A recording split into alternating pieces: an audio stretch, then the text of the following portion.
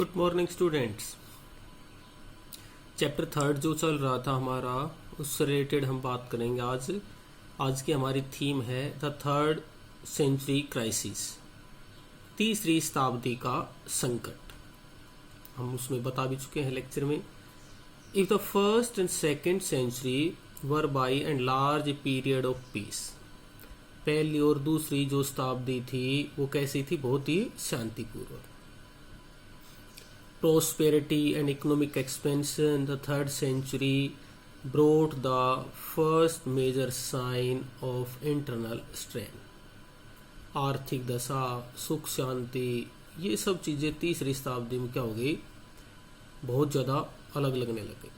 From the 230, the empire found itself fighting on several fronts simultaneously. 230 ईस्वी के आसपास क्या हो गया?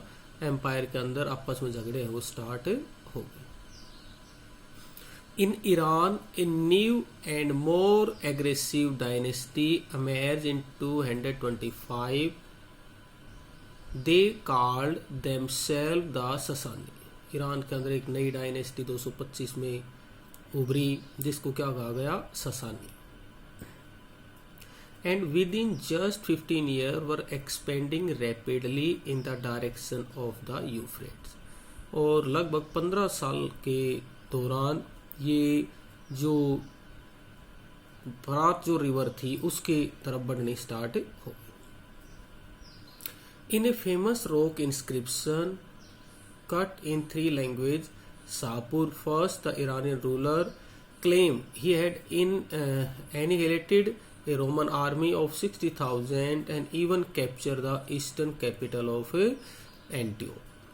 जो ईरान का एक रूलर था उसने एक अभिलेख में लिखा है, शापुर जो फर्स्ट था, कि मैंने रोमन आर्मी के 60,000 से ज़्यादा जो कैंडिडेट है वो कैप्चर कर लिए और उसकी जो कैपिटल एंटियोक को। Meanwhile a whole series of Germanic tribes or rather tribes confederacy, most notably the Alemanni, the Frank of the and the Goth, began to move against the Rhine and Danube frontier. इसके बाद में German जो जनजातियां थी उन्होंने भी इसके ऊपर धीरे धीरे अधिकार करना शुरू कर दिया। And the whole period from 233 to 280 saw repeated invasion of a whole line of provinces that stretch from the Black Sea to the Alps and southern Germany. The Romans were forced to abandon much of the territory beyond the Danube, while the emperor of this period were constantly in the field against what the Romans called barbarians. The rapid succession of emperor in the 3rd century, 25 emperor in 47 years, is an obvious symptom of the strain faced by the empire in this period. यानी कि 25 राजा 47 सालों में क्या हो गए? बदले गए। फिर आती है gender, literacy and culture. One of the more modern features of Roman society was the widespread prevalence of the nuclear family. सबसे मेन जो रोमन साम्राज्य सोसाइटी का जो मेन फीचर क्या था कि वहाँ पर न्यूक्लियर परिवार था। Adult son did not live with their family and it was exceptional for adult brother to share common household. On the other hand,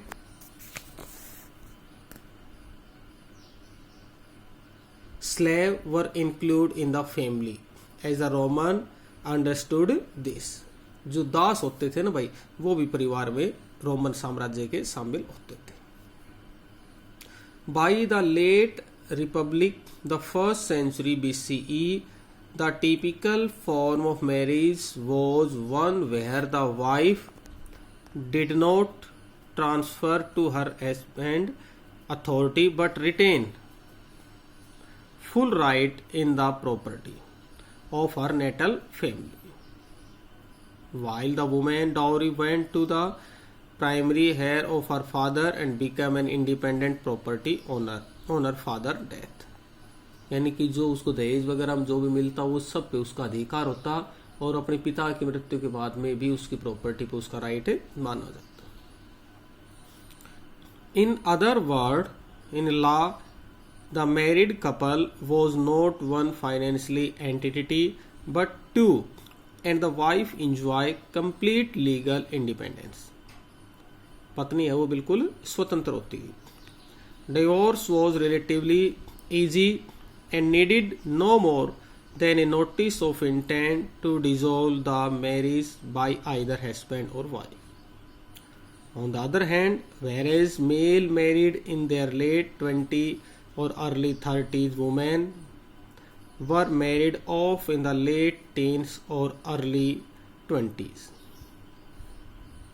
So there was an age gap between husband and wife, and this would have encourage a certain inequality. Marriages were generally arranged, and there is no doubt that women were often subject to domination by their husband. ठीक है, marriage arrange भी होती थी, वैसे भी होती थी, लेकिन मेनली पत्नी पर केवल पति का ही अधिकार होता था. Augustine, the great Catholic bishop who spent most of his life in North Africa. Augustus जो था, एक बिशप जो था, ऑगस्टीन जो था, उसने लगभग अपना जीवन उत्तरी अफ्रीका में गुजारा. टेल अस, उसने बताया, that his mother was regularly beaten by his father and the most other wives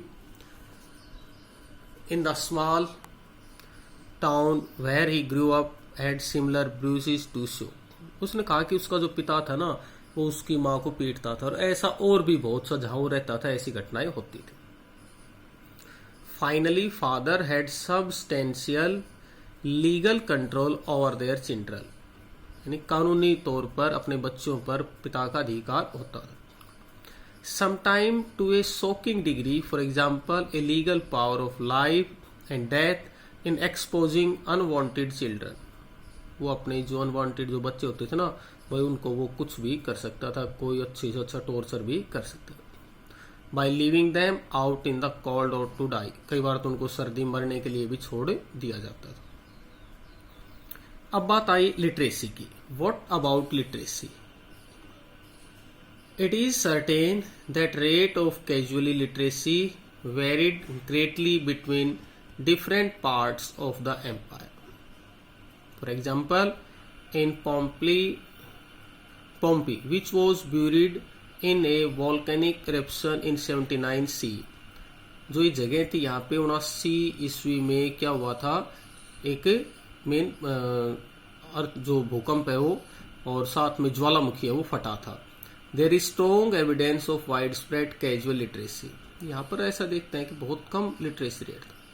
Wall in the main street of Pompeii often carried advertisement and graffiti were found all over the city. By contrast, in Egypt, where hundreds of papyrus survive, most formal documents such as contracts were usually written by professional scribes. And they often tell us that X or Y is unable to read and write, but even here literacy was certainly more widespread among certain categories, such as soldier, army officer and state manager. हालांकि यहाँ पर literacy rate कितना था, exact क्या था ये तो नहीं, लेकिन हाँ जो काफ़ी लोग हैं जैसे कि सिपाही थे, आर्मी के या अधिकारी थे या स्टेट के प्रबंधक थे, वो पढ़े लिखे थे. The cultural diversity of the empire was reflected in many ways and at many levels in the vast diversity of religious cults and locality. यहाँ पर अलग अलग विभिन्न धर्मों के अलग अलग भिन्नताओं के लोग हैं वो रहते थे. The plurality of language that were spoken, the style of dress and costume, the food people ate, their form of social organization, tribal, non-tribal. Even their pattern of settlement. Aramaic was the dominant language group of the Near East.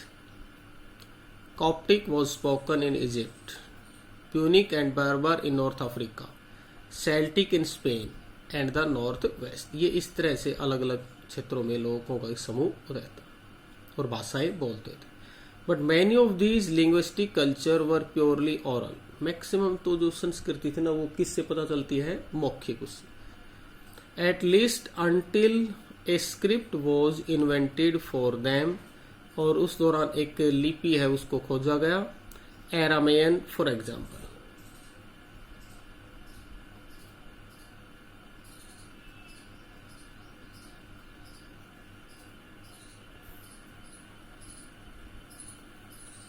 Only began to be written as late as the 5th century, whereas there was already a Coptic.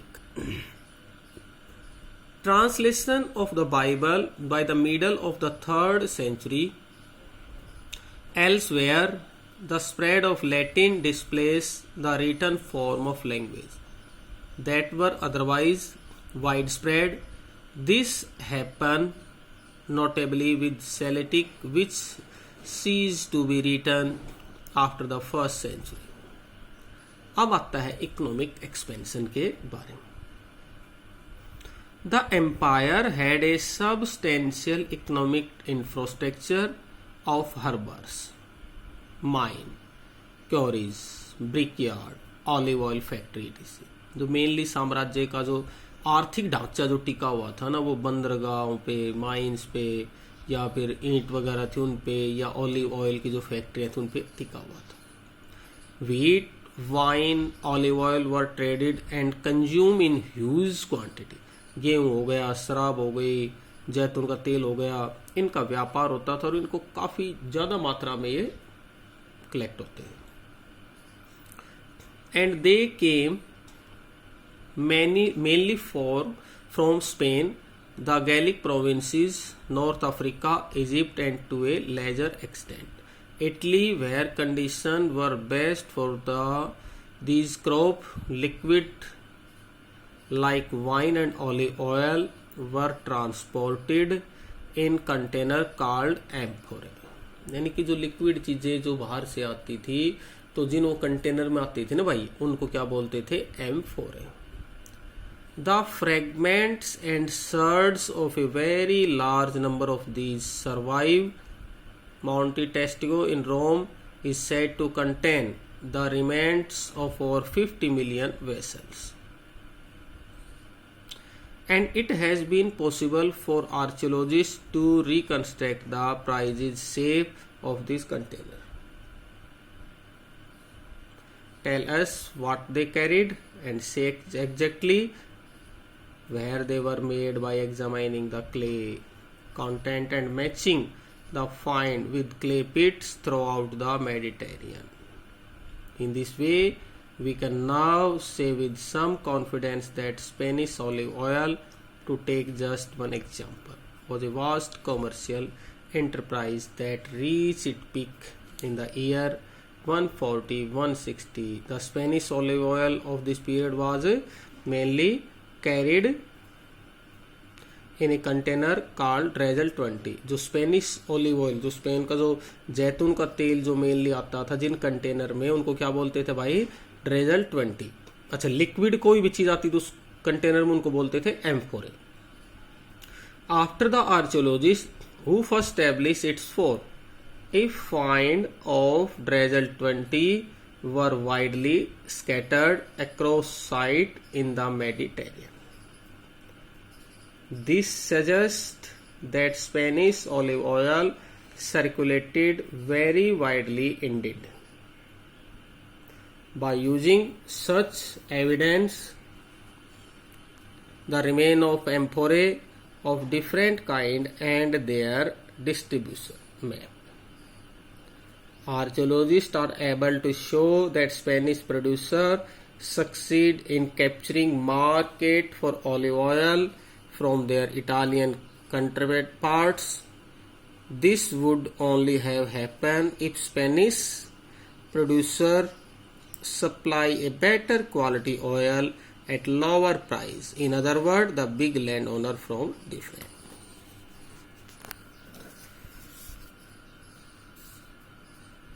Region competed with each other for control of the main market for the goods they produce. Mainly यहाँ पे क्या है कि जो main market थी उसमें सामान है उसका उत्पादन जो होता था वो बेचा जाता. The success of the Spanish olive grower was then repeated by North African producer. Olive state in this part of the empire dominated production through most of the 3rd and 4th century. Later, after 425, North African dominance was broken by the East. तो जो mainly 425 के बाद में क्या होगा कि उत्तरी Africa का जो डोमिनेंस था ना उसको पूर्व के जो कंट्री थे उन्होंने तोड़ दिया. In the later 5th or 6th century, the Aegean, Southern Asia Minor, Turkey, Syria and by Palestine become major exporter of wine and olive oil. ये जगह अब मेनली ऑलिव ऑयल और वाइन के एक्सपोर्टर है वो बन गई. And container from Africa show a dramatically reduced presence on Mediterranean market. और इस तरह से जो अफ्रीका के जो कंटेनर थे ना भाई वो अब दिखने मार्केट में क्या हो गए, बिल्कुल उनकी प्रेजेंस कम हो गई. Behind these broad movement, the prosperity of individual region rose and fell depending on how effectively they could organize the production and transport of particular goods and on the quality of those goods.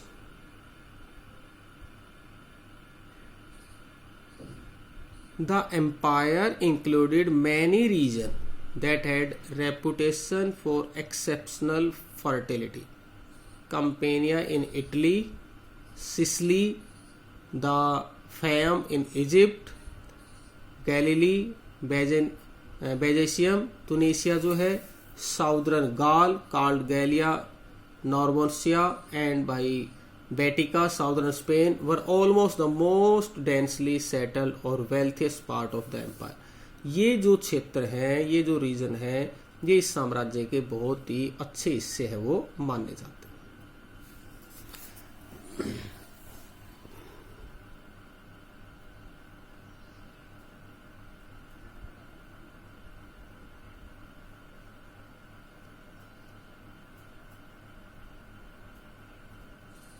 On the other hand, large expanse of Roman territory were in a much less advanced state. For example, Transmance was widespread in the countryside of Numidia. Modern जो Algeria है उसको क्या बोलते थे पहले, Numidia. These pastoral and semi-nomadic community were often on the move, carrying their own safe hut called मैपालिया. जो oven set जो हट यानी झोपड़ियां जो बनती थी उनको क्या बोलते थे, मैपालिया. With them, as Roman state expanded in North Africa, the pasture of those community were drastically reduced and their movement more tightly regulated. बहुत ज्यादा चले. Even in Spain, the north was less developed and inhabited large by a Celtic speaking peasantry that lived in hilltop village called Castella. जो पहाड़ की चोटी के ऊपर जो गांव बसे हुए थे ना भाई, उनको क्या बोलते थे, कैस्टेला. When we think of the Roman Empire, we should never forget these differences. We should also be careful not to imagine that because this was the ancient world, their form of cultural and economic life were necessarily backward or private. On the contrary, diversified application of water power around the Mediterranean as well as advance in water powered milling technology, mainly वहाँ पर तकनीकी का भी काफी ज़्यादा विकास. The use of hydraulic mining technique in the Spanish gold and silver mine and the gigantic industrial scale on the which those mines were worked in the first and second century with level of output that would not be reached again till the 19th century, some 1700 years later. The existence of well organized commercial and banking network, मतलब banking network भी काफ़ी चला, and the wide spread use of money are all indication of how much we tend to under estimate the sophistication of the Roman economy. और इस तरह से क्या हुआ, रोमन जो साम्राज्य की आर्थिक दशा है वो काफ़ी बढ़ी. This raise the issue of labour and the use of slavery. और यही एक इश्यू है जो मजदूर और दास है वो बढ़ गए.